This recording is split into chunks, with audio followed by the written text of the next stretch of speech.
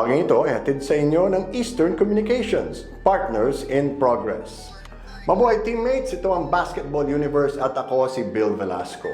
Kamakailan lang ay naglaban-laban muli ang pinakamalalakas na collegiate basketball team sa Pilipinas sa Asia Basket Tournament.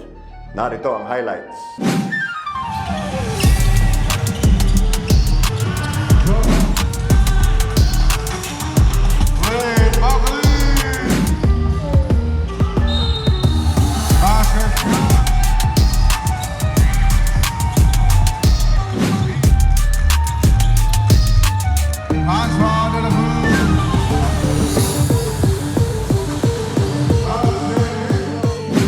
Waterproofing o sealant ba ang hanap mo? Sa German technology ng Sista, protektado ka ng 10 taon.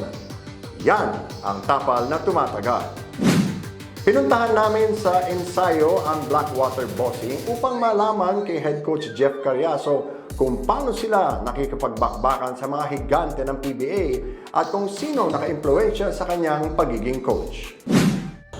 What is it like having played in the PBA and now coaching a PBA team? How different is it? It's wild because, you know, it's the same in some ways, meaning, you know, schedules and, you know, responsibilities of you know, whatever the role is as a player and as a coach. But it's so different because now being the head coach, it really gives me such a different perspective on the team that you want to put out there, you know? So I cannot go far from, you know, the person that I am, the player that I am, coaches I've learned from. So you try to grasp all that and all that experience and you put it into a pot where you know, you've learned how to lead, you know, being a captain, you know, there's leadership skills that you need to apply, how to teach, you know, through my grassroots program. I was able to have a lot of experience, you know, teaching and teaching just the fundamentals of the game. But now you're kind of bringing it all together and that pot there is something that you mix and you stir and you work on pretty much daily, and I don't think it's ever going to be perfect, but the biggest difference is really just the responsibilities, if I may say. Because now as a coach, you're responsible and you answer everything, like every single questions.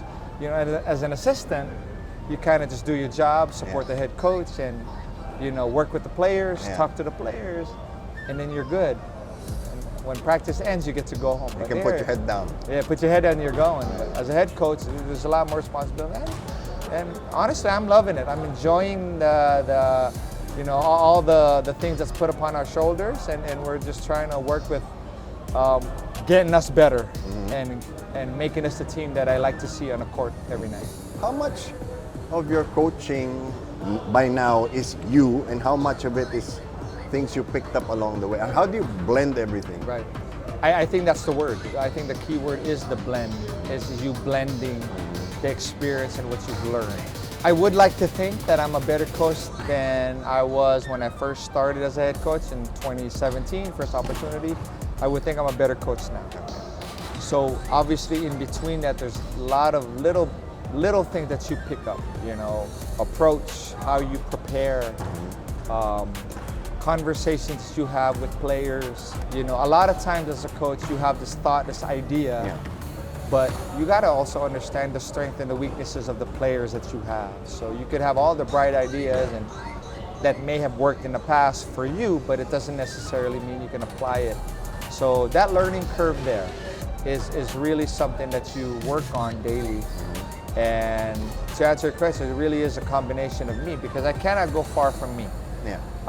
You know, me as a player, you know, I would think I have a good grasp on understanding what it takes to win and be successful here in our league. So with that, you know, I try to instill that in our players and share that mindset. Okay. Last time we talked, you told me you were spoiled at Alaska. What is it like now as a coach not being spoiled? Right, right.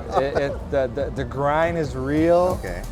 you think back, and what's really interesting is because I've been fortunate enough to play with teams where you're just successful, right? Alaska, at Coke we were successful. Coke, yeah. Alaska, the second time we were successful. So even as an assistant coach, I found success, being under Coach Tim and sending me coffee and, so the perspective now is you think back on those teams that you were beating and, weren't making the playoffs. And you try to understand their mindset during that time while you were kind of celebrating and having a good time. And in short, it really is, not everyone is going to be at the top of the mountain, but you want to make sure that you do what you can today to get you closer to that. And that may sound like a book and it may be a cliche, but it's a cliche because it's real, it's true. You have to do the daily work, and obviously you need pieces, and you need your warriors, and you need the guys that you put on the court, and so in the meantime, while you're kind of still, like I said, that steering that pot and making it to that championship level that you expect to be at, then you just continue working and just grinding and putting in the work, and that's what we're doing. Yeah, you mentioned pieces and warriors. What do you look for in a player, having been with so many successful teams, having been under some of the greatest coaches? Well, then what do you look for in a player? You got to be a gym rat. All right. You got to be a gym rat. You got to be in here. You got to put in the work. You got to want to be here. You got to want to be here, right? It doesn't, 2 hours a day here, or 3 hours, that's not enough. Yeah. So you got to take care of your bodies, and part of being a gym rat is when you leave the gym, right? You're still in it. Yeah. It's not I go home and I eat chips and burgers and I watch TV, right? It's ouch. Right. No, those are my favorites. So it's really just kind of, what am I doing this afternoon? You know what? Maybe strengthening my legs, or maybe get a light jogging, or how about some extra shooting in the afternoon? And then you take care of your body. That's really crucial. That's your tool. That's your tool. So that's really it. You look for guys who are that. And then, in regards to understanding and the intellectual part of the game, how important is that? It's very important. You got to have guys who are smart basketball-wise, who have what we always say, basketball IQ, right? That's crucial. That's important because guys with high IQ will make plays that you don't even work on or talk about because it happens instantly, right? And it's just them being able to read and react. So if you can have that, and normally you don't, but if you can have that, then you have a special team, and you have guys who are just locked in, and and that gives you your highest chances of winning. How do you mold, let's say, the personality of this team? Blackwater, what's the personality of this team? Well, I would think, again, the personality of this team and what I stress upon daily is you got to play both sides. You got to play both sides. So even when I was, part of the Alaska Power Camp, or the Junior NBA program, or even my Titan Academy, right? I would always instill, not just through the drills, but instill the mental part of understanding that you got to play both sides, because basketball is both sides. Yeah. You don't just stay on one side and then you're okay. You have to be good, or at the very least decent. So again, in reality, you don't get that perfect play. You have your awesome offensive guys who you got to push on defense. Yeah. But they got to hit a certain level to be able to extend them, the minutes that they want. So that's really it. That's really understanding your role and being able to play both sides with the same passion, with the same mindset. And you got to put effort and all your energy to making the stop now. And then when you transition to offense, and what's my role here? Where's my spot? What's the play? And giving your best there. So superstar in your role. Be a superstar in your role, and then you got to do it 80 times, right? Because the average possessions in a game, is in the Philippines is about 80 to about 90. Okay. You rarely get 100. So you're defending 80 times, you're on offense 80 times. So the consistency is what's also important. How do you let go of a loss? I mean, how much does it eat you up inside? Do you say, okay, I'm going to worry about this until midnight, then I'm done? How do you deal with the loss? I think I and this is just from my perspective. Everyone else aside from me, they all need to be able to kind of learn from it and then put it away. As a head coach, what I've learned so far is it doesn't really go away. Mentally you put it behind you and you move forward. That's easy. That's easy to say. That's easy to do. But you kind of you think about your preparation for the next game. Like we lost last night. Okay. And we have a game on Wednesday. So there's still plays that I'm thinking about. Oh, I wish we should have done this. And maybe the outcome would have been different. Okay. So that's there. But again, the moving past it, that's easy. You have to. You got to focus on our next opponent and be ready for that. But you have to be strong there. And I think for a head coach, why it's part of their jobs. I'm learning that it still stays there. Do you have some mistakes you feel that on your part that still come back to haunt you? Yeah. Oh yeah. As I think coaches more than they'll admit. There's things that you're like, oh, I should have did this, or this would have been a good time to put this guy in, or I should have adjusted faster. And remember, the game is all about adjustments, so you're making quick adjustments. So 1 or 2 plays could be too late. And you hit yourself on the butt a little bit, and you learn. That's why the video session of what we do is crucial.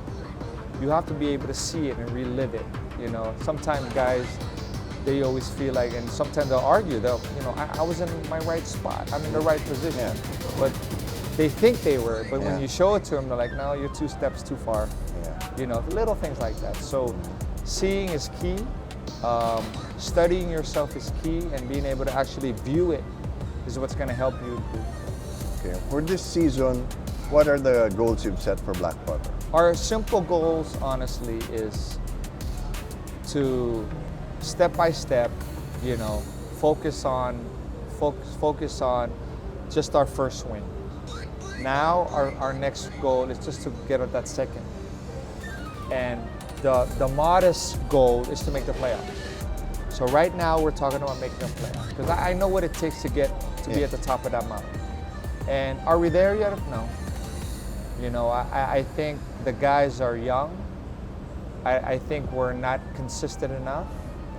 I don't think we've played enough together, if that makes sense. So the experience, the chemistry, it's not there yet. So nothing beats you just being together for a while and going through wars and losing and learning and moving forward. So that's really the modest goal, is make the playoffs, and that's what we're striving for right now. Okay. On this team, are there any players who surprised you? Couple, yeah. I'm really surprised and happy with the longevity of JV Kasha. Oh yeah. So he's someone that's been, he had a lot of mileage. Played, played at LaSalle where they pressed every minute, right? So he's had a really long and awesome career, but the leadership he brings, the experience he brings, obviously, he's not the same player like he was, but we all get to that point. Yeah. And but he surprised me. And then, honestly, we're happy with our young guns and Cedric Bearfield and Christian David. Happy with those guys, but Cedric, this is his first year. Christian, this is his second year. So we have a young core that we're relying on, who hasn't gone through the enough wars yet, and then everyone else is kind of filling in the roles. For your part, as the head coach, how much do you blame yourself when the team loses? I think I blame myself all the time. Yeah, I do. I'm not, and I'm not just, saying this, but I always look in the mirror first. Always. And my coaches can attest to that, that I'm always looking to see how we can be better first. So before you expect, the team, the players to be better. So when I do expect something, and when something is called out, and you are held accountable to something, then that means that we've already done our part in making sure that, okay, this is where we talked about, this is where it was clear, and now you have to just execute. And when there's a lack of execution or an inconsistency in executing, then now we try to figure that out. So I'm hard on myself, man. I wouldn't want it any other way, because if I'm that way, hopefully the team feels it, and then they could be hard on themselves too, and then they can be held each other accountable, where they're leading themselves and getting on each other a little bit, and Good enough never is. Yeah, good enough never is. Yeah, I love that line. About the culture of basketball in the Philippines, and particularly in the PBA. I mean, you came in the mid-90s, and all these years later, has it changed? Are players softer now, more entitled, as is often the comment? That's said a lot, right? That's mentioned a lot. Yeah. So, what's a little tricky with that comment is, even during my time, there's players that I've played with who felt entitled, Yeah, right? okay. We won't mention names. Right, we won't mention names, who felt like there was no need to practice. Oh. And, not that it was allowed, but, there's that mindset. So it's not just the kids during this era or this generation. So we had your share there. Now, I will say, does it feel like there's more now of kids kind of being softer and being baby? I think the game in itself, honestly, has become a little softer. But then you go back, and sometimes it's really, what coincides with that is the rules that affect that. So that could be also a reason why guys aren't as tough, and they're not as physical. But I still use that word a lot. I bring that word a lot, because in the Philippines, and this is what I've learned playing and just watching, being here for so long, there's a need for physicality in the way we play. And there's a need for physicality to be successful. Not just to win that game, or to win the championship, but to win that play, to win that battle that you are facing, defending someone or someone defending you. So I say yes and no, because you kind of have your share on both sides, but so you manage that. You manage that. But kids are a little different now. I'm not gonna lie. They're the way they were raised a little bit different. So maybe that's what the discussion, and why that's brought up so often. It's because oftentimes they're raised differently. What about, as part of that discussion, you think there's too much outside shooting now? Probably.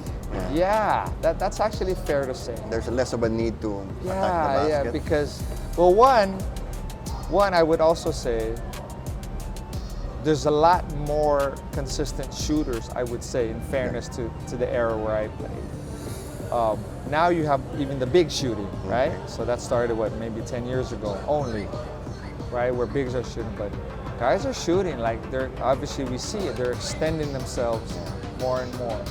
But when you watch the teams that have won championships, right?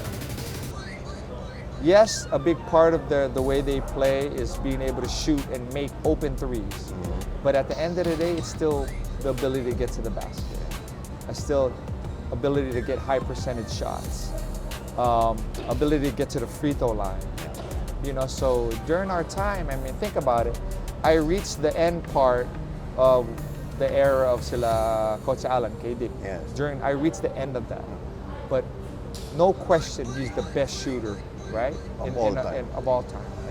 No question. Gosh, Alan could shoot it from anywhere. Anyway, now, how many more shooters do we have like Alan?